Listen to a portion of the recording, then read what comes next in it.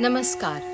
संस्कृति स्वर में आपका हार्दिक स्वागत है। वैशाख मास के शुक्ल पक्ष की तृतीया तिथि, जिसे हम अक्षय तृतीया या आखा तीज कहते हैं, सनातन धर्म में एक स्वयं सिद्ध मुहूर्त है। अक्षय, जिसका अर्थ है जिसका कभी क्षय ना हो, जो कभी समाप्त ना हो। आज के इस विशेष वीडियो में हम जानेंगे अक्षय तृतीया से जुड़ी वो 8 महान पौराणिक कथाएं जो इस दिन को इतना पावन और मंगलकारी बनाती हैं। पहली कथा, युधिष्ठिर और अक्षय पात्र। पहली कथा महाभारत काल की है। जब पांडव वनवास के कष्ट झेल रहे थे, तब उनके सामने सबसे बड़ी चुनौती थी आए हुए अतिथियों का सत्कार और भोजन।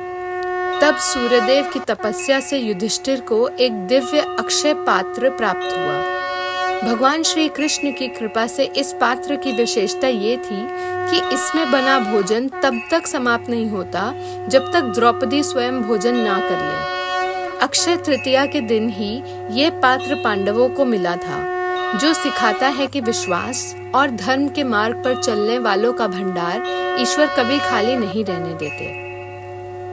दूसरी कथा, सुदामा और श्री कृष्ण का मिलन। दूसरी कथा मित्रता और भक्ति की अनूठी मिसाल है। दरिद्रता से जूझ रहे सुदामा जब अपनी पत्नी के कहने पर द्वारकाधीश कृष्ण से मिलने पहुंचे, तो उनके पास भेंट के लिए 2 मुट्ठी सूखे चावल थे। प्रभु ने उन कच्चे चावलों को बड़े चाव से खाया और अपने मित्र के बिना मांगे ही उनकी दुनिया बदल दी। ये अद्भुत मिलन अक्षय तृतीया के दिन ही हुआ था।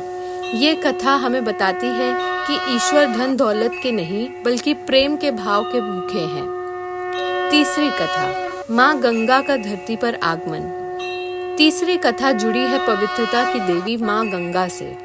अपने पूर्वजों की आत्मा की शांति के लिए राजा भागीरथ ने वर्षों तक कठिन तपस्या की। उनकी तपस्या से प्रसन्न होकर माँ गंगा इसी दिन स्वर्ग से धरती पर उतरी। भगवान शिव ने उनके वेग को अपने जटाओं में थामा। अक्षय तृतीया का दिन गंगा स्नान के लिए इसलिए सर्वोत्तम माना जाता है क्योंकि इसी दिन से मानवता के पापों से मुक्ति दिलाने वाली जलधारा प्राप्त हुई थी।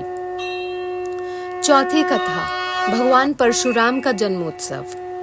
अक्षय तृतीया के दिन ही भगवान विष्णु के छठे अवतार, शस्त्र और शास्त्र के ज्ञाता भगवान परशुराम का जन्म हुआ था।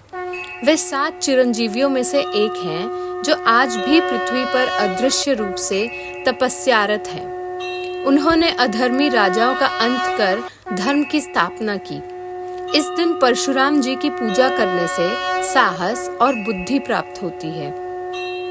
पांचवी कथा, महाभारत लेखन का आरंभ। क्या आप जानते हैं कि दुनिया का सबसे बड़ा महाकाव्य महाभारत इस दिन लिखा जाना शुरू हुआ था। महर्षि वेद व्यास ने इस कथा को बोलना शुरू किया और भगवान श्री गणेश ने इसे लिपिबद्ध किया। ज्ञान के इस अक्षय भंडार का सृजन अक्षय तृतीया को ही शुरू हुआ था। इसलिए ये दिन शिक्षा और किसी भी नए बौद्धिक कार्य की शुरुआत के लिए बहुत शुभ है। छठी कथा, सतयुग और त्रेता युग का प्रारंभ। पुराणों के अनुसार समय के चक्र में अक्षय तृतीया का दिन बहुत महत्व रखता है। इसी पावन तिथि को सतयुग समाप्त होकर त्रेता युग का आरंभ हुआ था। युगों के इस परिवर्तन के कारण इसे युगादि तिथि कहा जाता है। यह दिन काल गणना के अनुसार सृष्टि के पुनर्निर्माण और नई ऊर्जा का प्रतीक है।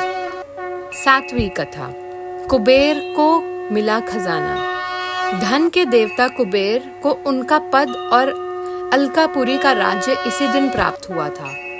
भगवान शिव की आराधना के बाद कुबेर जी को धनपाल होने का वरदान मिला। यही कारण है कि अक्षय तृतीया पर लक्ष्मी कुबेर की पूजा की जाती है और लोग सोना चांदी खरीदना शुभ मानते हैं, ताकि उनके घर में भी कुबेर की कृपा से धन अक्षय रहे। आठवीं कथा, देवी अन्नपूर्णा का अवतार। अंतिम कथा माँ अन्नपूर्णा की है। एक समय जब पृथ्वी पर अन्न का संकट गहराया, तब माता पार्वती ने देवी अन्नपूर्णा का रूप धारण किया और संसार को पोषण का वरदान दिया। स्वयं भगवान शिव ने उनसे भिक्षा मांगकर ये संदेश दिया कि अन्न का अपमान कभी नहीं करना चाहिए। इस दिन रसोई और अन्न की पूजा करने से घर में भी बरकत कम नहीं होती। मित्रों, अक्षय तृतीया की ये 8 कहानियां हमें दान, प्रेम, भक्ति और धर्म का मार्ग दिखाती हैं। आशा है कि संस्कृति स्वर का ये वीडियो आपको पसंद आया होगा। इस पावन पर्व पर आप भी दान पुण्य करें और पुण्य के भागी बने। अगर आपको वीडियो अच्छा लगा तो इसे लाइक करें और हमारे चैनल को सब्सक्राइब करें। जय श्री कृष्णा।